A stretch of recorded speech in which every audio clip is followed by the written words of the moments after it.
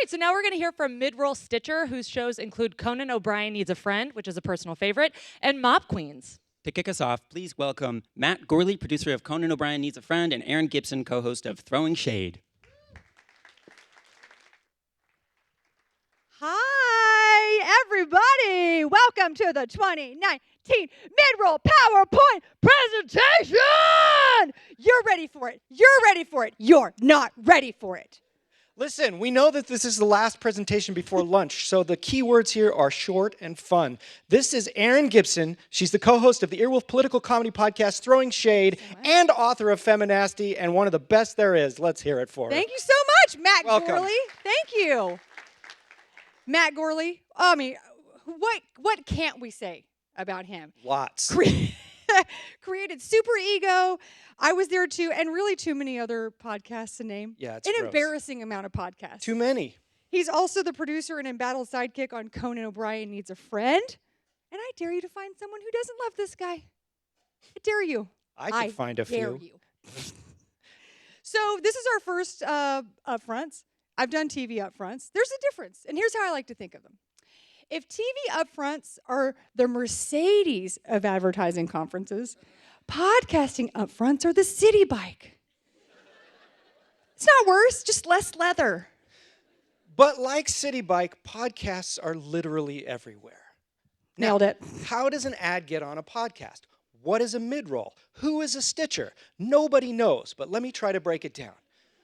Midroll is the company that sells and places ads on podcasts, not just on affiliates that it's closely associated with, like the Earwolf Comedy Podcast Network, but on virtually any podcast or podcast network. That all falls under the umbrella of Stitcher, which is in itself a podcast streaming app and original content provider of not just ad-supported content, but premium content, under the larger umbrella of, let's say, a patio-sized umbrella of the EW Scripps Media Company. Now, if that wasn't clear, don't worry about it. I don't know what I was saying. I started listening, I stopped listening, and I'm going to have Erin explain it better. Okay, it's like if Coca-Cola also sold ads for Pepsi. Does that make sense? Good. I knew that would clear it up. The point is, there are three things that are scientifically proven. People universally love pizza, sex, and podcast marketing analytics. We're going to give you two of the three. So to do that, and help us through our journey of numbers, let's bring out the Chief Revenue Officer of Stitcher, Sarah Van Mosel. Woo! Van Mosel of the Austrian Van Mosels. Here, I'll give you the clicker. Hi, guys. Are you a countess with that last name? Yeah, exactly. I'm the Countess of Podcasting. Hello, hello. So, Doy, we know what we do. We know what we do. Do you know what we do? No, the good thing to know is that Stitcher and Midroll is the OG podcast company, right? This team has been selling advertising and podcasts longer than any other team in existence. And because of that, we reached out to our friends at Magellan, which some of you may know. They're a sort of podcast advertising monitoring service. And they let us know that Midroll sells more ads in the top 400 podcasts than anybody else. It's because we have a big team, we have big relationships, and we've been out there for a long time. What do we do? I know what we do. I don't. We do podcasts, and we do only podcasts, right? But we do, I like to call it snout to tail podcasts. Ooh, booty. We use every part of the podcast. Every part. We create podcasts. We have award-winning podcasts that we've made ourselves. We work with creators to sell ads on their podcasts. We host and distribute podcasts. We have a listening app where people can engage with podcasts themselves. So we do all of it, but we do it solely on podcasts. Now, I know exactly who's listening to my podcast. Me. But what do we know about who's listening to our podcast in general? Oh, Sure. This is just going. Okay. No Isn't that worries. No worries. So since we've been in the business for so long, for the last 5 years, we've been conducting podcast listener surveys. Everyone that listens to our shows, we ask them everything about who they are, what they do, what their lifestyle is like, and we get a lot of great feedback. So we have a lot of data about who our audience is. And there's some interesting stats, like 65% of them ignore broadcast ads if they happen to come across them in their life. 83% of them subscribe to on-demand services, both music and video. So that means they're not getting ads. These are the unreachables, right? So 90% of them tell us that they actually take an action based on hearing a podcast ad. These ads are breaking through to the unreachables where you can't reach them anywhere else, and they're having an impact. Ah, the unreachable. Well, I mean, look, one of the things we do on Throwing Shade is we take our ads and we make them appropriate for our show. So sometimes that means we read it as Stevie Nicks or whatever. But we know how to get our listeners to check in during that time, and we've done such a good job of it. We get requests for characters associated with brands. Mondo the condo. Yeah, Squarespace. Yeah, I mean, this means nothing to you if you don't listen to the show, but listen to her show. It's but really people good. know they now associate another level to it, and yeah, I mean, it's it really makes very it work. manipulative. We do the same thing on the Conan O'Brien podcast. In fact, we have to pull him back at some point because he'll just go for 50 minutes on a product, and at that point it becomes counterproductive, and people aren't buying, they're selling. They're enjoying. Yes. Yeah, they're enjoying. Exactly. So that means there's more people listening. Do you know? I mean, you see, I'm leading these questions. Everyone sees what I'm doing. Who's listening though? So because we have an app, we have insight into a lot of data about what people are doing, what they're listening to, and what new listeners are listening to and who they are. So it's really helpful to know, as everyone has seen with some of the Edison research out there on audience growth, podcast audiences are growing. New people are coming in all the time. And what we're seeing is a lot of the same behaviors that you would expect from people who've been listening to podcasts for a long time. So for example, over 9 hours a week, the new podcast listeners, these are people who have been listening for less than a year. They're just as engaged as their counterparts who've been listening for 5 years or more. Same thing with the breadth of shows that they're consuming. New podcast listeners, again, they've been listening under a year. They have at least 21 shows in their favorites list on our app. So the same data is playing out with this new wave of people that are coming in listening. They're listening a lot, and they're listening to a wide variety of shows. This is cult level engagement. Call your dad. You're in a cult. This is so many dogs getting walked Yes. to these And dishes podcasts. getting washed and laundry being done. It's all good. So there's a new obsession in podcasts. Have you heard of it? What is it? What is it? So true crime.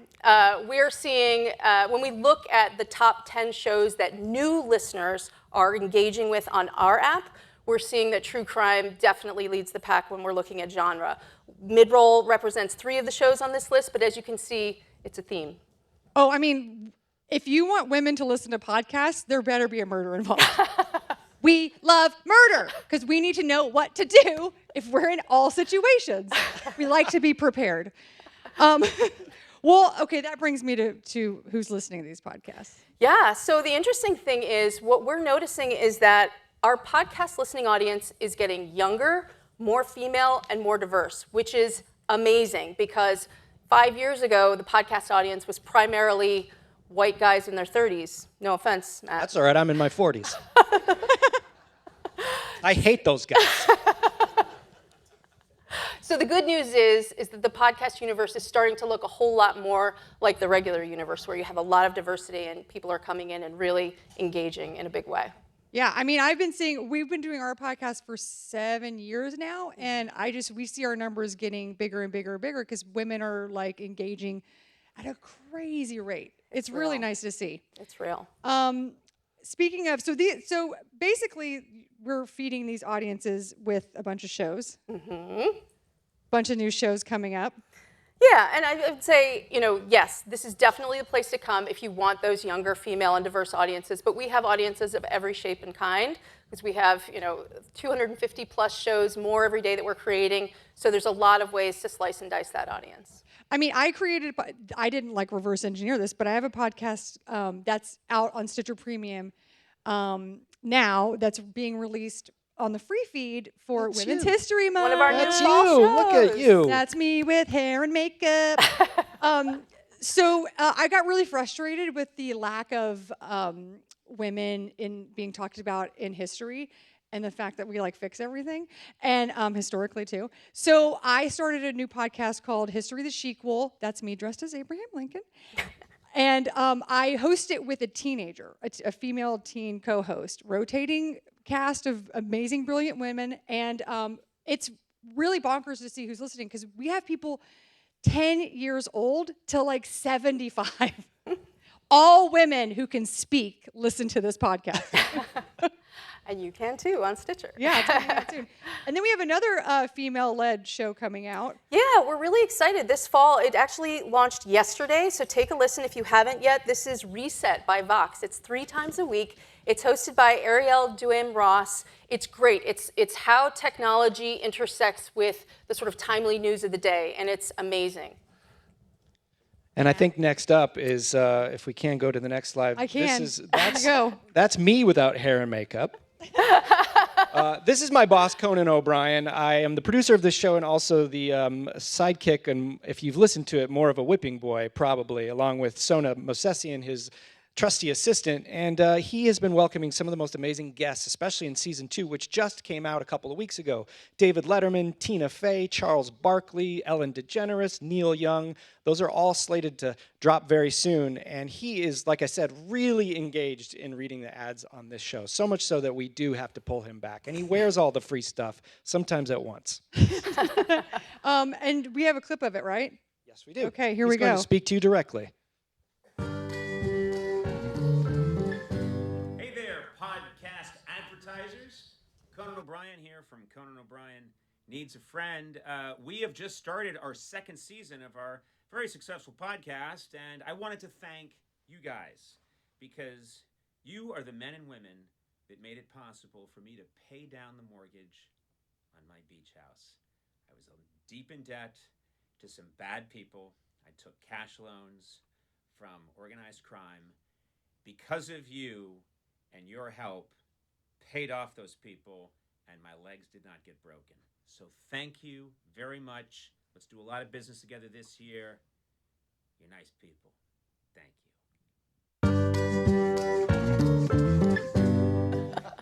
I can't believe you can hold a guitar and not play it. Oh, I didn't think that was real. that was a 3-hour video, and the rest was him just playing guitar.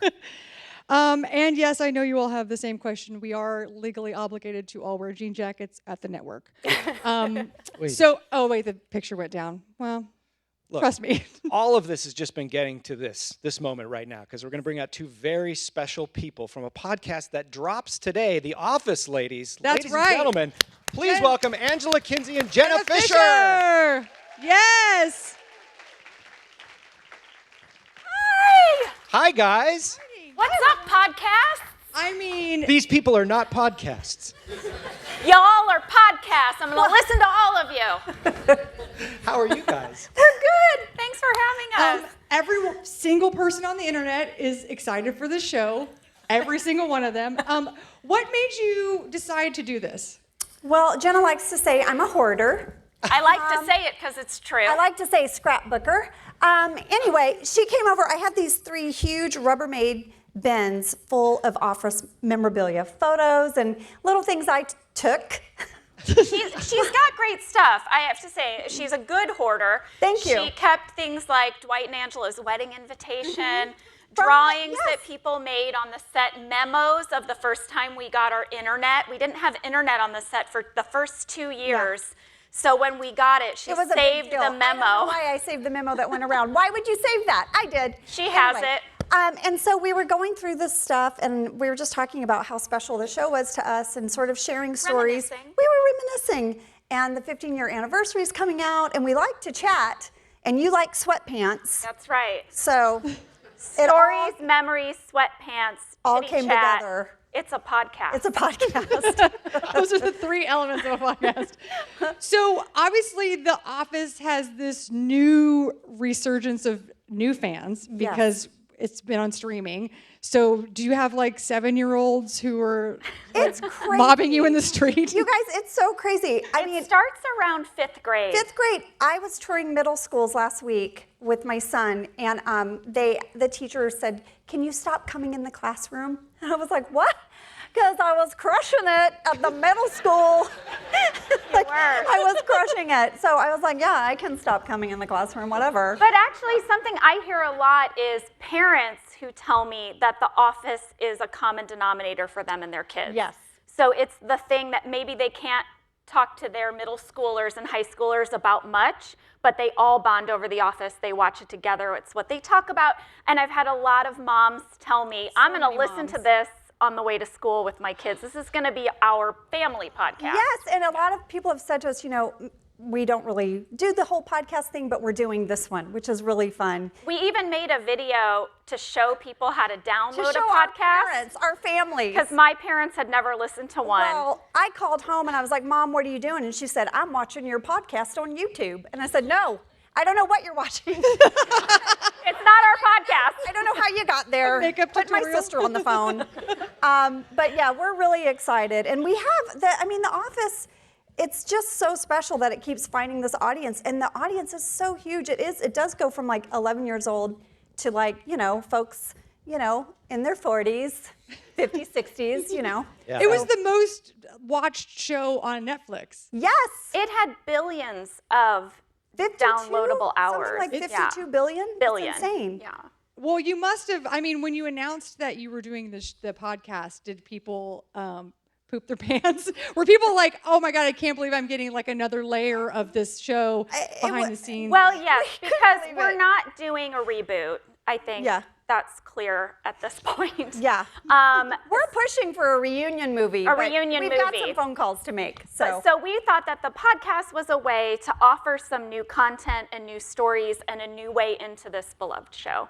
and our cast and crew have been so supportive. I actually teared up because Steve and John and Rain and Kate, like so many, Ed like came forward and were really publicly supportive, and they've all reached out to us. We've had multiple directors that were on the show and cast and crew who all said that they will come on. Rainn Wilson has already called in. He's in episode 3, healthcare.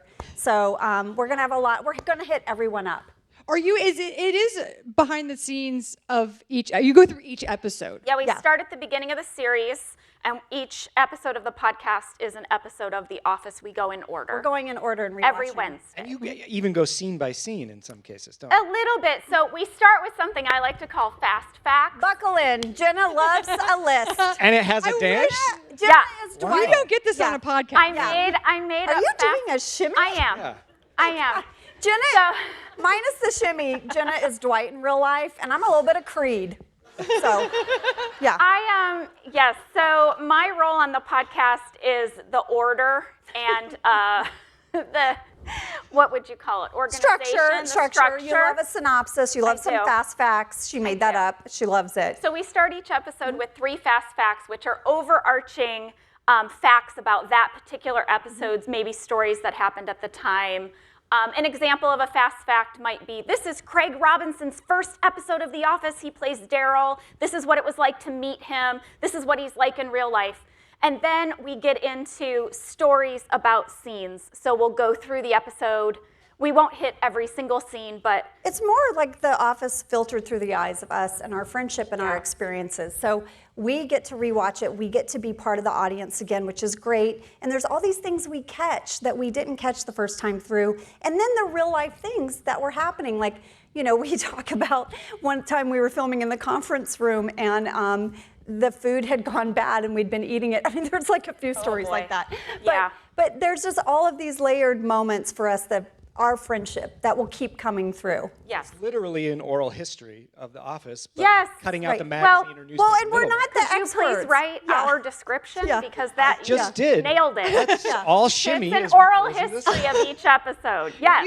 You obviously have already. You've done how many episodes now? It's out now, but We've recorded 5. okay. So you're doing. We're almost done with season 1. Yeah. Oh, that's. Which was only 6 episodes, which is kind of crazy, but So you're already doing ad reads. We've done some. And yeah. so, do you have a We favorite? like them. we have so much fun with that. We really look forward to the ad reads. I just so think you our know. ads are too long. I know, they keep telling us to tighten it up. Like we just did one for Chrysler Pacifica. And there's like 324 configurations, is that right? Something That's like what that. she said. That's what she said. We just had a lot of fun with doing that one. I mean, but they're all like, we just get into it a little bit. I mean, I do love, like on Conan's podcast, I love how he does his ads. He does great ads. He does great ads, so we're sort of inspired by him. You guys, Great job. Everything's working. Well, thanks so much for having us. Thank you two for coming all the way out here from Los Angeles. What? Come on. That was a plane ride, yeah. It was a whole Oh, plane thank you. ride. Applause. Los Angeles plane ride. Angela, Applause. Kinsey, and Jenna Thank Fischer. you, sir. Thank you. And everybody, you. enjoy your sandwiches. They're going to be great. Get to lunch. They're Get to going to lunch. be fantastic. Go. Thanks, everybody. Thank you.